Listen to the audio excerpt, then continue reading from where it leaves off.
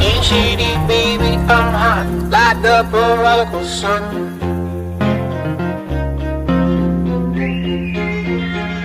Big about the leany, meeny, money, mo, and flower, you're the chosen one.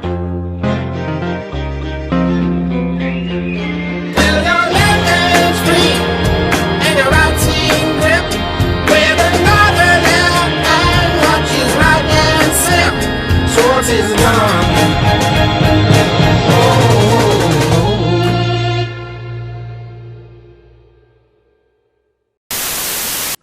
Hey everyone, this is Jaden Hyadara, and excuse my whispering, I'm the only one that's awake in my house right now, so I gotta stay quiet. But today, I know I have some explaining to do in terms of why I was gone for so long, and why a bunch of videos from my other channels are surfacing on this channel. My bad, my alarm went off. And why videos from my other channels are surfacing onto this channel. I'll make a separate video explaining all that, but for right now, this video has to be made. So, as many longtime viewers of my channel know, I absolutely loved the first Wonder Woman. I thought it was such a well-crafted film, and it is one of my favorite movies of all time. One thing that I knew when I saw it for the first time was that Patty Jenkins was the perfect choice to spearhead the Wonder Woman movies. Cut to years later, and several excruciating months later, I can finally say that I have laid my eyes upon the sequel, Wonder Woman 1984. Now, I did not watch the first film before seeing the second because of something that Patty Jenkins said once. The fact that each installment of the Wonder Woman franchise would be a standalone story that can be enjoyed on its own. So I went in just wanting to see how this movie was as a standalone movie. Man, oh man, did I love this movie. Something that this movie gets right is the message that it tells. The way they went about telling it can run the risk of being very diverse and very divisive, as films like Birds of Prey and Joker, which I also loved, especially Birds of Prey, made the same kinds of choices, leading to differing results. However, I think that this film's commitment to its story is very welcoming, and I'm not going to spoil anything, but I want to now make an inference to a thought that I had to myself the night before I saw it. Not on HBO Max, because I'm never getting HBO Max. In theaters. I saw it in theaters, and it was a great experience. What makes a hero a hero? For me, it's not action or physical violence. For me, it's about the person beneath the costume. It's getting to know who Diana Prince is, getting to know who Peter Parker is, getting to know who Courtney Whitmore is, getting to know who Kara Danvers is. If your hero is just an emotionless brute that only fights people for the entire runtime, there's no character. Therefore, there's no investment. It's why I love relatively newer characters introduced, like Courtney Whitmore. Not because she just blew stuff up with her staff, not because her friends, and Pat fought the Injustice Society. It's because the show took the time to develop Courtney, Yolanda, Beth, Rick, and Pat. Any story that takes more time to develop the characters and tell a compelling story than have a bunch of action scenes the entire runtime will always have my respect, and I am happy that this is one of those films. Diana, played excellently once again by Gal Gadot, sorry if I pronounced her name wrong, was built upon even more, using Steve Trevor and the plot MacGuffin to mask the fact that she is still dealing with her loneliness, depression over the loss of the love of her life, and trying to figure out her place in the world. I was really happy with the fact that they took the time to really go into how she was feeling and tying in the lessons of dealing with grief and not cheating your way out of tough situations, especially grief, was a nice way to take the sequel. It reminded me a lot of one of my other favorite movies of all time, Power Rangers 2017, mainly because that was what made that movie so great. Its commitment to character development before action was what made it compelling.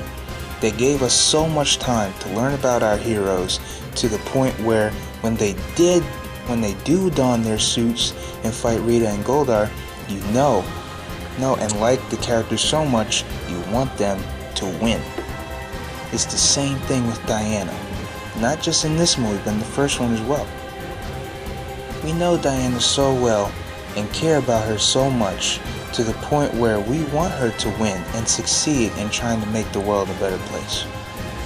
Unlike Marvel Studios' iteration of Spider-Man, this iteration of Wonder Woman is not only amazing, not only a true role model that I can look up to in real life, but she is, for real, with no exaggeration, my favorite character. She's not perfect. She has flaws. She has insecurities. She doesn't always make the right choices, and because of that, she has to learn from those experiences. Yes, she is meant to be a god, but at the same time, she's just as human as the rest of us, and that is what makes her so great. But I digress. Moving on to Barbara, aka Cheetah. I love Kristen Wiig as an actress. She's an amazing talent, and it's always great to see her in anything she's in. Especially the Looney Tunes show. I love the Looney Tunes show. And Ghostbusters 2016. However, I wasn't really a fan of her arc in this film. She was along the same lines as Max Dillon in The Amazing Spider-Man 2. Being that outcast character that is relatively ignored and scoffed at by the masses until something happens or stumbles upon her that leads to her becoming a villain. Now I will give it this. I like the relationship between Diana and Barbara. I thought they had a good dynamic, and even when the time came where they inevitably had to go against each other, I still had investment in their relationship. I also liked the final battle between the two of them. I thought it was an entertaining fight, and even though Barbara was 2 inches away from looking like a Jellicle cat, I still thought she still looked decent. Now, Maxwell Lord was a character that I knew mainly from Supergirl Season 1. Although that iteration of him was a billionaire philanthropist who had a corrupt business side to him, this version of him is literally the exact opposite. He was a broke businessman who wanted to put his oil business on the map. This was made even more compelling because he really longed for love from his son, which gave it that personal edge.